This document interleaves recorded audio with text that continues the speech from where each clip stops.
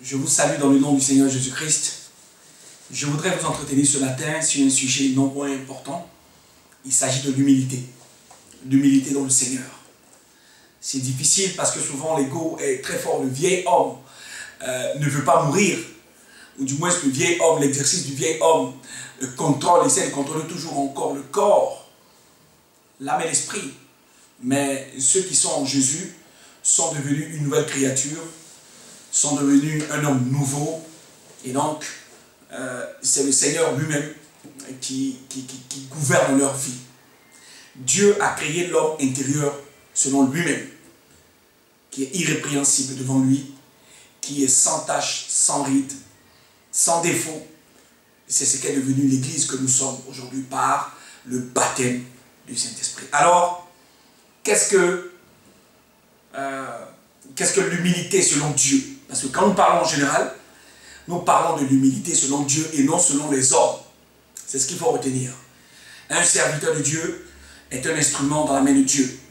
Il parle des choses que Dieu lui a révélées par l'Esprit et il parle des choses par le don qu'il a reçu de Dieu. Alors, qu'est-ce que l'humilité selon Dieu? Dieu est au pouvoir de la vie et de la mort. Et Dieu a créé toutes choses selon sa volonté et par sa souveraineté. Alors, aujourd'hui, nous sommes appelés dans le Seigneur. Comment devons-nous nous comporter et comment devons-nous régir cette Église? Comment devons-nous nous complaire ou comment devons-nous nous comporter, pour parler comme Paul, dans la maison de Dieu? Il faut dire une chose, c'est que c'est celui qui est grand qui est au service des autres. Le Christ, quand il est descendu de son trône de gloire, était Dieu, mais n'a point arraché à regarder, à être égal à Dieu. Il s'est abaissé lui-même volontairement afin d'expier les péchés des hommes, n'est-ce pas, et de les amener à l'immortalité. Donc, c'est ce que Christ a fait, c'est ce que nous ferons. C'est vrai qu'il est dur de porter la croix, parce que le vieil homme surgit toujours. Or, quand nous avons été crucifiés dans la chair, c'est que nous sommes rentrés dans le baptême des eaux, et nous sommes morts quant à Christ, pour parler comme Paul encore. Il dit que si je vis, ce n'est plus moi qui vis, mais c'est Christ qui vit en moi. Alors, toute chose ancienne est passée, et toutes choses sont devenues nouvelles. Donc, c'est vrai que c'est difficile des fois, parce que à vouloir chasser le naturel, il revient au galop, mais il faut se laisser conduire par le Saint-Esprit. C'est lui qui est le maître de l'Église, il est le maître de toutes choses, il est le chef de tout homme, et c'est lui qui nous conduit. Donc, nous devons nous abandonner totalement dans sa main, par la foi que nous avons manifestée en croyant en son nom.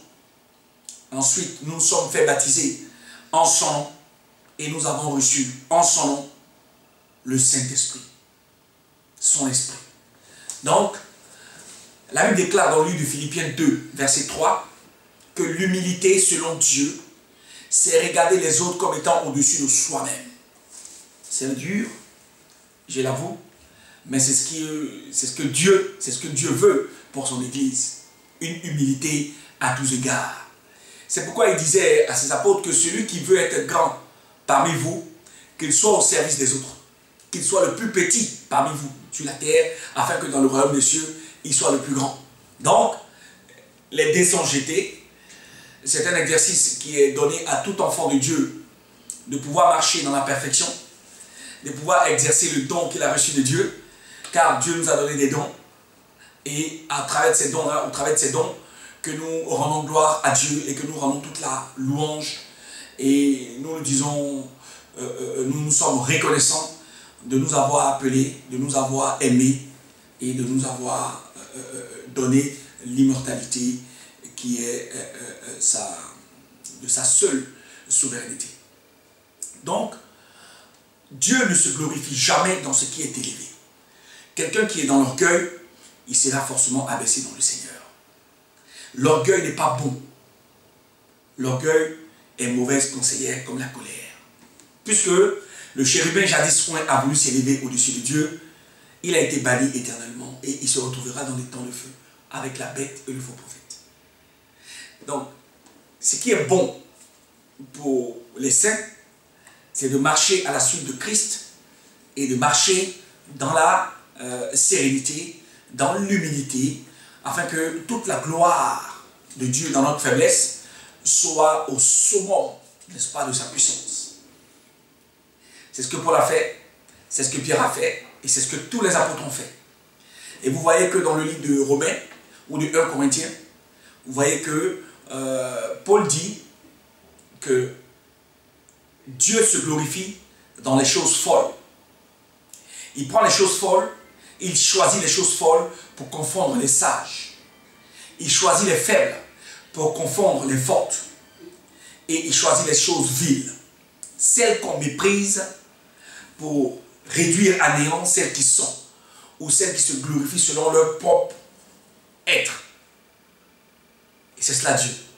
Donc aujourd'hui, je me réjouis aujourd'hui de vous entretenir sur ce sujet très important, à l'image de ce que nous sommes devenus par, n'est-ce pas, l'ensevelissement et par la résurrection en Christ, en Jésus. Et cette nouvelle nature qui est notre marche avec Dieu, cette nouvelle nature qui nous a été donnée, l'homme intérieur créé selon Dieu, dans le livre d'Éphésiens 4, à partir du verset 20,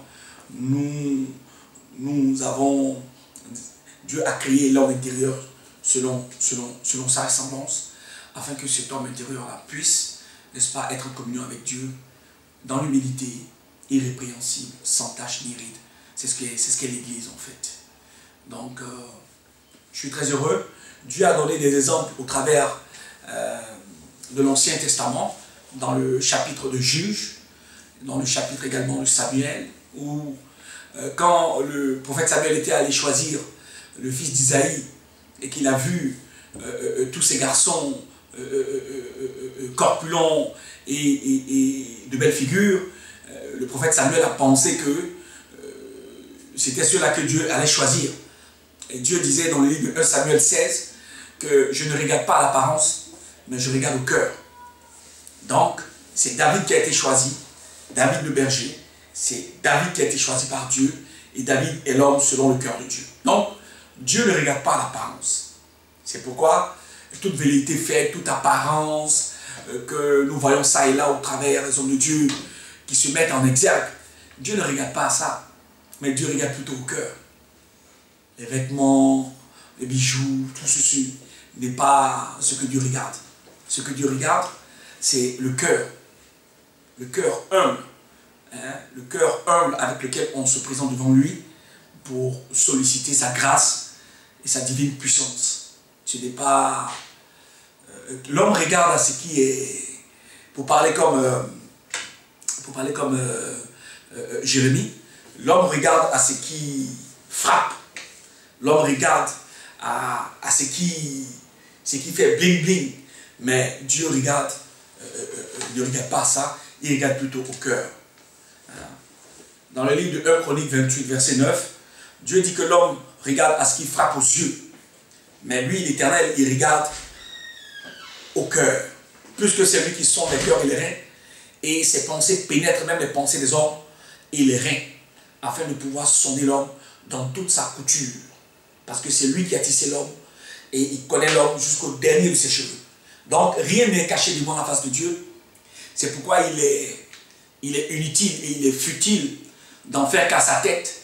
Sinon, nous savons désormais que c'est Dieu qui est au pouvoir du vouloir et du faire. Donc, si un homme désobéit à Dieu, Dieu le repouvrera dans ses voies. C'est clair. Or, nous savons aussi que Dieu glorifie la voie de celui qu'il a aimé. N'est-ce pas? Il a plani ses sentiers, il dégage tout ce qui est problème, obstacle devant lui, afin que ses voies, ses sentiers soient toujours favorables. Donc, que la faveur de Dieu soit avec vous, dans votre humilité. Recherchez ce qui est bon pour le Seigneur, c'est-à-dire soyez humble de cœur. Soyez humble de cœur et soyez au service des autres. Aimez les autres comme vous-même. Aimez les frères et les sœurs comme vous-même. Ne méprisez personne, afin que la manière dont vous avez été jugé, la manière dont vous jugez les autres, vous ne soyez jugés ainsi. C'est vrai qu'il y a souvent, quand on est saint, on se dit souvent que c'est nous qui allons juger le monde et les anges. Dans le livre de 1 Corinthiens 6, verset 3, nous le savons.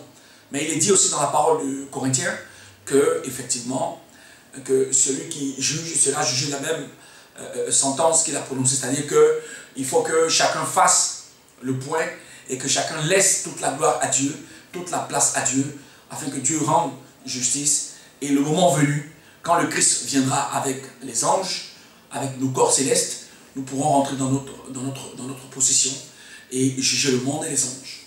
Mais pour l'instant, on dit que lorsque quelqu'un te gifle sur la joue gauche, donne-lui ta joue droite. C'est maintenant que nous comprenons ces phrases-là, parce qu'elles sont puissantes. Dieu se manifeste dans la puissance de l'humilité.